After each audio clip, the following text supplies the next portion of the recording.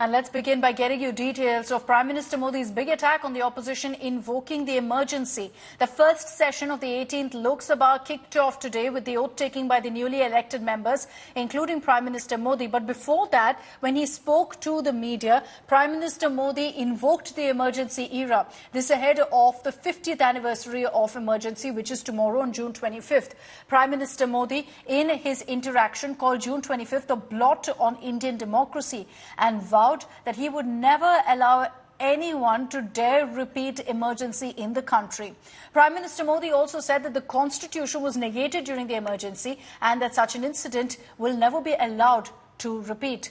The opposition, led by Mallikarjun Kharge, Sonia Gandhi, Akhilesh Yadav, Rahul, all of them were seen carrying copies of the constitution, protesting in front of the new parliament. This was just before they made their way inside for the oath-taking. Congress MP Rahul Gandhi also attacked the BJP, saying that the constitution was being attacked and he will not allow that at any cost. साथियों, आज हम 24 जून को मिल रहे हैं। कल 25 जून है। जो लोग इस देश के संविधान की गरिमा से समर्पित हैं, जो लोग भारत की लोकतांत्रिक परंपराओं पे निष्ठा रखते हैं, उनके लिए 25 जून न भूलने वाला दिवस है।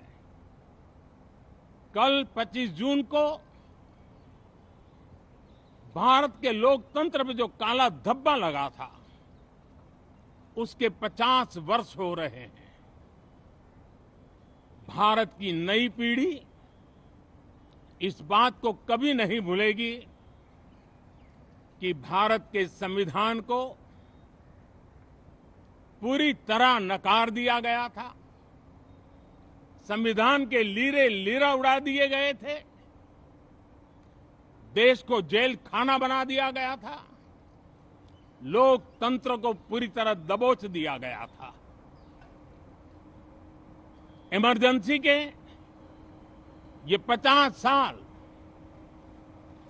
इस संकल्प के हैं कि हम गौरव के साथ हमारे संविधान की रक्षा करते हुए भारत के लोकतांत्रिक परंपराओं की रक्षा करते हुए देशवासी संकल्प लेंगे कि भारत में फिर कभी कोई ऐसी हिम्मत नहीं करेगा जो 50 साल पहले की गई थी और लोकतंत्र पे काला धब्बा लगा दिया गया था।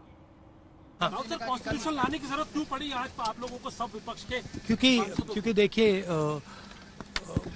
जो आक्रमण प्रधानमंत्री जी अमित शाह जी कॉन्स्टिट्यूशन पर, संविधान पे कर रहे हैं, वो हमारे लिए एक्सेप्टेबल नहीं है। वो हम होने नहीं देंगे। इसीलिए हमने कॉन्स्टिट्यूशन ओथ लेते हुए हमने कॉन्स्टिट्यूशन पकड़ा था। धन्यवाद। Thank you. हमारा संदेश जा रहा है। हिंदुस्तान के कॉन्स्टिट्यूशन को कोई शक्ति नहीं छू सकती है। 100 बार यही बात बोलेंगे। और इमरजेंसी के 50 साल हो रहे बोले तो तुम इमरजेंसी से without declaring emergency you are doing it. इसीलिए हर बार वही बात बोल के आप कितने दिन ऐसा ही अपनी हुकूमत करना चाहते हैं। Constitution matters and constitution is the everything for us, and we want the government to be remind and Mr. Modi and Amit Shah not to be anti-constitution and not try to change the constitution. एक चीज जो आज उन्होंने बहुत महत्वपूर्ण कही कि 50 साल पहले आज 25 जून को जो हुआ था वो लोकतंत्र का एक काला डब्बा है। उसको आप किस तरह देखते हैं? लोकतंत्र का काला डब्बा 50 साल हो गए भाई। नीत बच्चों का उम्र गुजर जा रही है, इसका कुछ करिए। और हम जिंदा रह रहे हैं। आज के कॉन्स्टिट्यूशन में हम रोज का इमरजेंसी देख रहे हैं बीजेपी के सरकार में।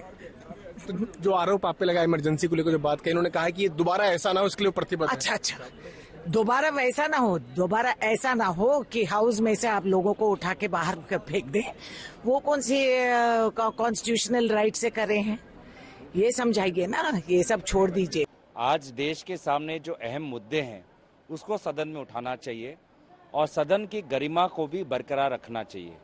लेकिन हम देख रहे हैं कि वो देश के मुद्दों को नज़रअंदाज कर रही है और वहीं पर सदन की जो गरिमा है, सदन की जो मर्यादा है, सदन की जो परंपरा है, उसको भी वो पिछाड़ रही है। There was an incident in Tamil Nadu. Almost 58 persons are died. Among more than 35 persons are Dalits or SC/ST people. They died in there. But they are speaking here. They are taking the constitution. But where is the ND bloc? The DMK government is ruling in Tamil Nadu. Even Stalin are not visited. The Chief Minister of Tamil Nadu are not visited that spot still. And even Mallikarjuna Kharge or even Rahul Gandhi, they didn't open their mouth, they didn't express them condolence also, or they didn't express them condemnation also. They don't have any right, or they don't have to talk about the constitution. I appeal to opposition, they come, you come forward, you participate in your valuable debates, and you cooperate the House to smooth run of the Parliament for the welfare of the Janata. Aishwarya Paliwal is joining us live from Delhi with more details of what's played out in Parliament over the last few hours, essentially setting the stone, beg your pardon, Aishwarya, for in fact what we can see in the days to come in Parliament. You know, you had the Prime Minister invoking emergency, you had the opposition with copies of the Constitution, making it clear that both sides are bracing themselves for a stormy session. Well, definitely, you know, Akshata, you are spot on when you say that this actually is the setting of the tone for what to expect. And, you know, let me tell you, the two things that you should expect in this Parliament session will be the NEET issue and the Constitution. Because all the 37 MPs of the Samajwadi Party also, so not just the Congress, we are seeing the SP also, Samajwadi Party also making sure that they bring Constitution to the fore. And we are also seeing that it's not just the opposition, which is now making sure that they are battle ready. There's also the Prime Minister and the BJP, which will also make sure that they pinpoint fingers at what the opposition is doing. And we have seen BJP President JP Nadda writing to Congress President Mallikarjuna Kharge about what took place in the state of Tamil Nadu.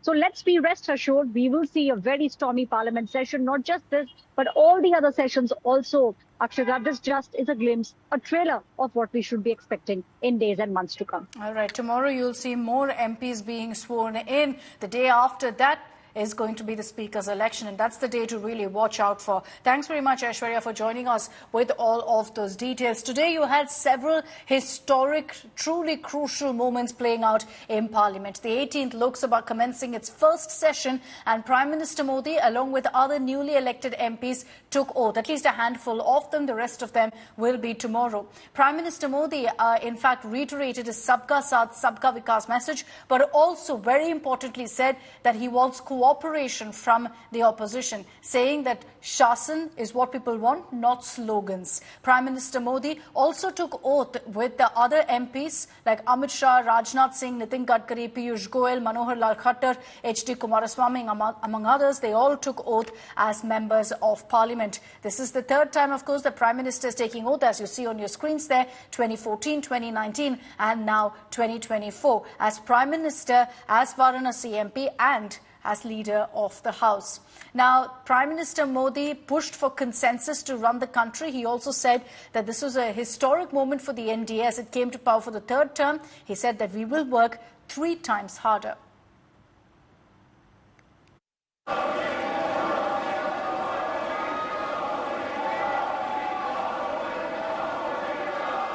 मैं नरेंद्र दामोदर दास मोदी जो लोकसभा का सदस्य निर्वाचित हुआ हूं, ईश्वर की शपथ लेता हूं कि मैं विधि द्वारा स्थापित भारत के संविधान के प्रति सच्ची श्रद्धा और निष्ठा रखूंगा।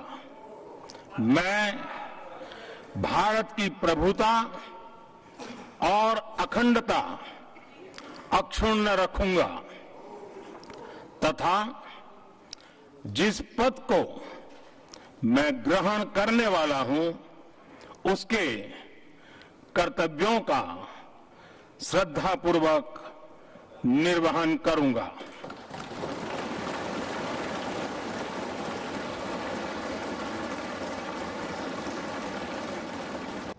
आज का दिवस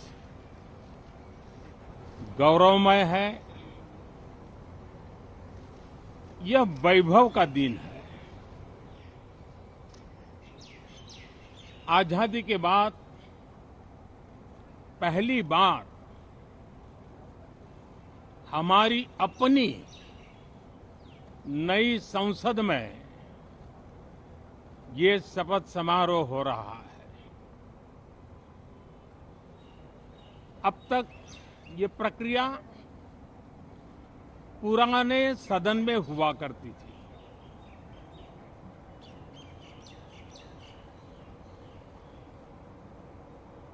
आज के इस महत्वपूर्ण दिवस पर मैं सभी नवनिर्वाचित सांसदों का हृदय से स्वागत करता हूं, सबका अभिनंदन करता हूं और सबको अनेक अनेक शुभकामनाएं देता हूं। यह चुनाव इसलिए भी बहुत महत्वपूर्ण बन गया है